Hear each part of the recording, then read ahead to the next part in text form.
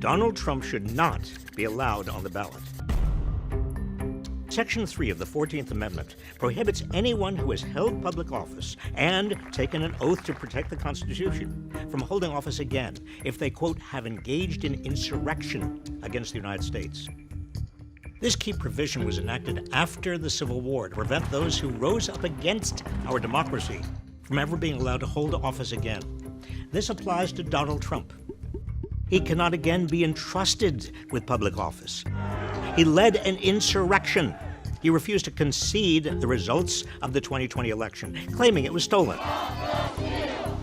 Even when many in his own inner circle, including his own attorney general, told him it was not. I told him that the stuff that his people were shoveling out to the public was bullshit. I mean, that the claims of fraud were bullshit. Trump then pushed state officials to change vote counts, hatched a plot to name fake electors, tried to pressure his vice president into refusing to certify the Electoral College votes, had his allies seek access to voting machine data, and summoned his supporters to attack the Capitol on January 6th to disrupt the formal recognition of the presidential election results.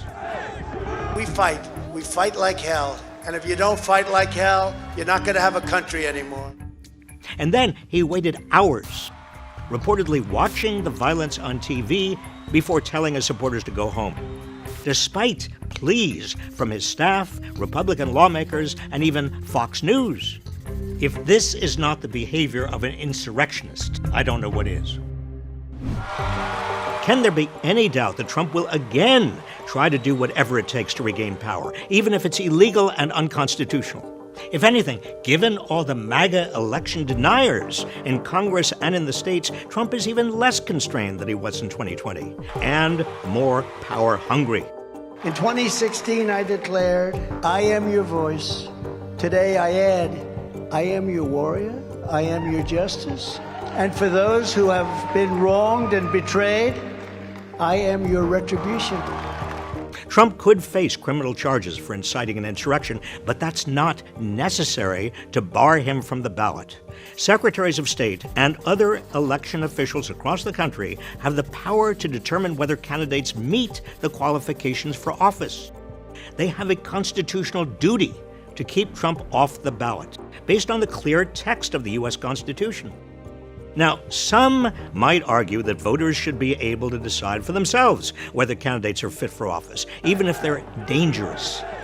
But the Constitution sets the bar for what disqualifies someone from being president. Candidates must be at least 35 years old and a natural-born U.S. citizen, and they must not have engaged in insurrection after they previously took an oath to defend the Constitution. Section 3 of the 14th Amendment has already been used to disqualify an insurrectionist from continuing to hold public office in New Mexico, with the state Supreme Court upholding the ruling.